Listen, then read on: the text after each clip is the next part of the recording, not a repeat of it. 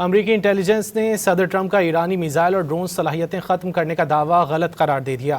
خبر رساں ادارے رائٹرز نے انکشاف کیا کہ 34 دن سے جاری امریکی اور اسرائیلی بمباری کے باوجود نصف سے زائد ایرانی میزائل اور ڈرونز محفوظ ہیں۔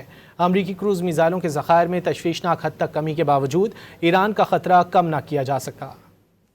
امریکی انٹیلیجنس نے صدر ٹرمپ کا ایرانی میزائل اور ڈرون صلاحیتیں ختم کرنے کا دعویٰ غلط قرار دے دیا۔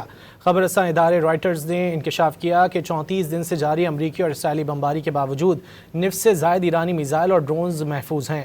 امریکی کروز میزائلوں کے ذخائر میں تشویشناک حد تک کمی کے باوجود ایران کا خطرہ کم نہ کیا جا سکا۔